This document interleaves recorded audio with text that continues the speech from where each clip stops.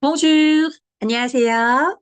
자, 오늘도 이어서 관광 통역 안내사 프랑스어로 한국 여행 가이드하기, 불어 면접, 예상 문제 같이 접근해 보도록 하겠습니다. 오늘의 첫 번째 주제, 남북 긴장 관계 속에서 가이드가 취해야 할 태도와 역할은 무엇인지 말해 보시오. 북한과 관련된 안보상의 위협은 관광객들에게 부정적인 인식을 심어줄 수 있습니다. 실제로 미사일 발사와 같은 북한의 도발 뉴스는 관광객들에게 불안을 줄 수 있으니까요. 이때 가이드의 역할이 중요합니다. 정확한 정보를 바탕으로 가이드는 관광객들이 안전하고 편안하게 여행할 수 있도록 돕습니다. 분단, 북한과의 그 분단이, 북단 아닙니다. 분단이 한반도의 매력적인 관광 자원으로 활용될 수 있다는 점도 잊지 말아야 합니다. 판문점 DMZ처럼 다른 나라에는 존재하지 않은 장소로 여행할 수 있기 때문이죠. 프랑스어로 대답해 볼게요. 자, 질문부터. Quelle attitude et quel rôle un guide doit-il adopter au milieu des relations tendues entre la Corée du Nord et la Corée du Sud? Les menaces liées à la sécurité en rapport avec la Corée du Nord peuvent donner une image négative aux touristes. En effet, les nouvelles concernant les provocations nord-coréennes, comme les tirs de missiles, peuvent susciter de l'inquiétude chez eux. C'est dans ce contexte que le rôle du guide devient essentiel. Sur la base d'informations exactes, le guide aide les visiteurs à voyager en toute sécurité et dans un climat de confiance. Et il ne faut pas oublier non plus que la jeune frontalière peut être valorisée comme une ressource touristique unique de la péninsule coréenne. Des lieux comme Panmunjom ou la DMZ offrent aux touristes des expériences de voyage impossibles à trouver dans d'autres pays. 다음 문제로 넘어가겠습니다. 한국, 중국, 일본의 역사적 관계를 설명하고 세 나라의 문화 차이로 인해 충돌이 일어나는 경우를 말해보시오. 일본은 1910년부터 1945년 동안 한국을 식민지로 지배했습니다. 전쟁은 군 위안부 문제, 난징 대학살 사건, 야스쿠니 신사참배 등 여러 문제를 일으켰고, 이 문제는 아직 해결되지 않은 채 세 나라 사이에 여전히 충돌과 긴장을 유발합니다. 일본과의 위안부 합의, 독도 영유권 문제는 끝나지 않은 분쟁을 야기합니다. 중국의 동북공정은 한국 고유의 역사와 문화를 위협합니다. 심지어 중국발 미세먼지는 한국인의 건강까지 위협할 정도입니다. 문화 충돌의 대표적인 사례는 술을 마시는 문화의 차이에서 발견할 수 있습니다. 한국은 잔에 술이 남아있으면 첨잔을 하지 않습니다. 그러나 중국과 일본 문화에서는 그것이 예의입니다. 자기 잔에 술이 있는데도 상대가 계속 술을 따르는 것은 한국의 술 문화는 아닙니다. 반면에 일본인과 중국인에게는 술을 따라주지 않는 것이 예의에 어긋납니다. 이러한 문화적인 차이를 알고 서로의 문화를 존중한다면 불필요한 갈등을 줄일 수 있습니다. Décrivez la relation historique entre la Corée, la Chine et le Japon et donnez un exemple de conflit causé par les différences culturelles entre les trois pays. Le Japon a colonisé la Corée de 1910 à 1945. La guerre a engendré plusieurs problèmes tels que la question des femmes de réconfort, le massacre de Nankin ou encore les visites au sanctuaire Yasukuni. Ces questions restent non résolues et continuent de provoquer des tensions et des conflits entre les trois pays. L'accord avec le Japon concernant les femmes de réconfort ainsi que les différents territoriales sur Dokdo alimente des disputes incessantes. Par ailleurs, le projet chinois de Nord-Est menace l'histoire et la culture propres à la Corée. De plus, les particules fines en provenance de Chine vont jusqu'à mettre en danger la santé des Coréens. Un exemple représentatif du choc culturel se trouve dans la manière de boire de l'alcool. En Corée, on ne resserre pas si un verre contient encore de l'alcool. En revanche, dans la culture chinoise et japonaise, c'est un signe de politesse. Verser de l'alcool dans un verre qui n'est pas vide n'appartient pas à la culture coréenne. Alors que pour les Japonais et les Chinois, ne pas remplir le verre de son interlocuteur est considéré comme impoli.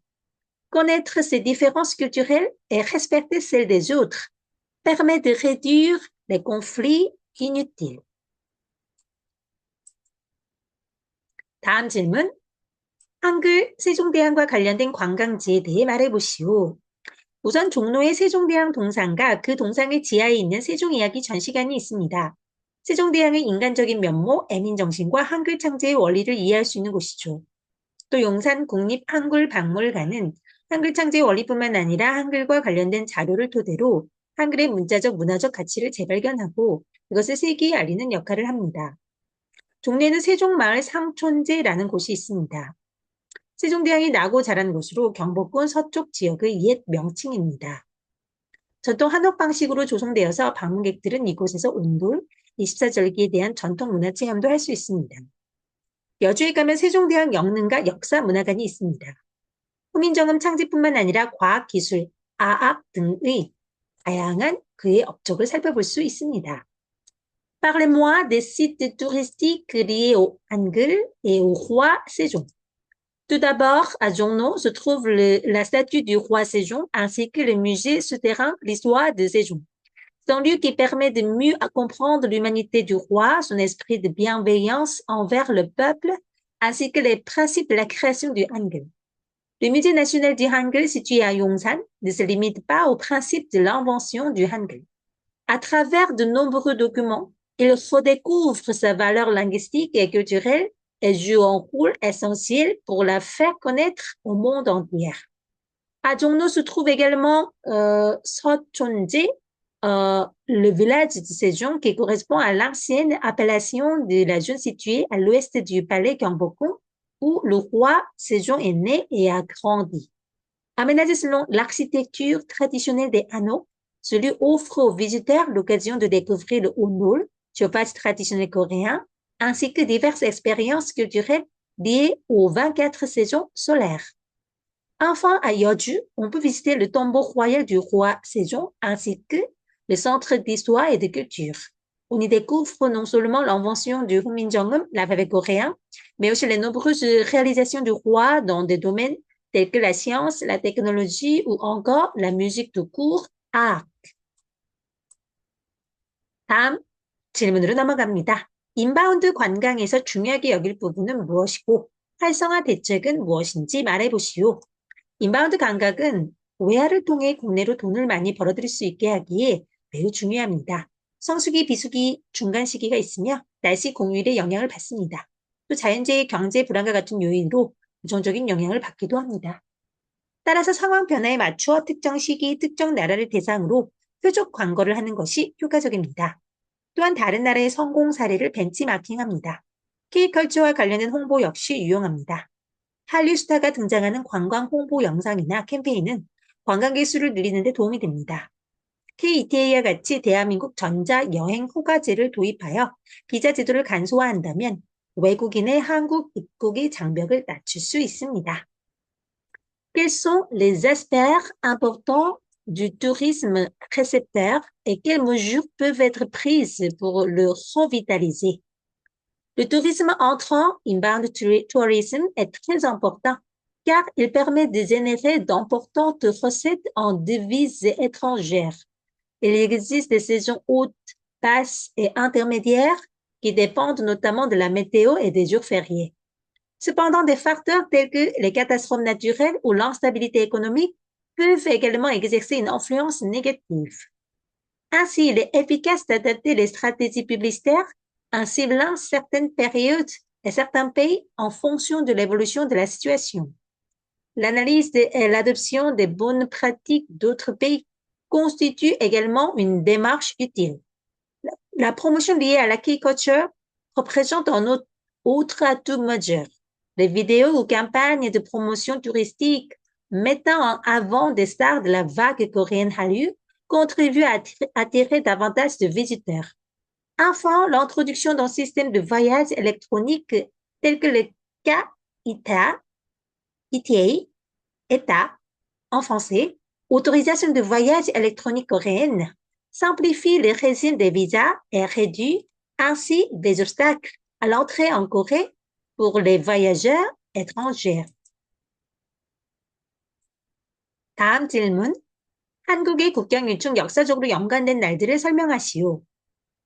3.1절은 1919년 3월 1일 한민족이 일제식민 통치에 항거하고 독립선언서를 발표하여 한국의 독립의사를 세계에 알린 날을 기념하는 날입니다.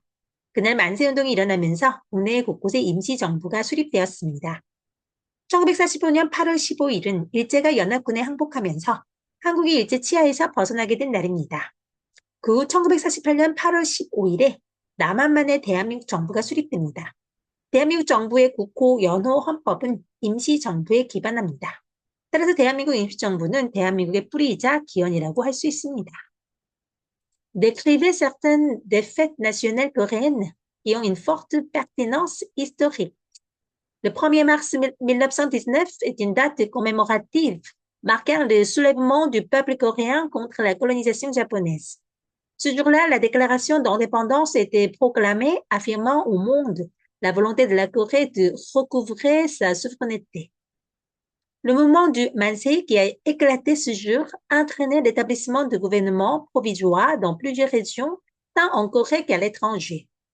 Le 15 août 1945, le Japon a capitulé face aux forces alliées, ce qui a permis à la Corée de se libérer du joug colonial. Par la suite, le 15 août 1948, était fondée en Corée du Sud la République de Corée. Son nom officiel, selon le calendrier national et sa constitution, s'inspirait directement du gouvernement provisoire établi à l'époque.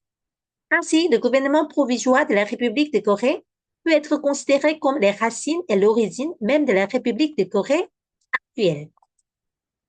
자, 오늘의 수업은 여기까지입니다. Merci, à bientôt!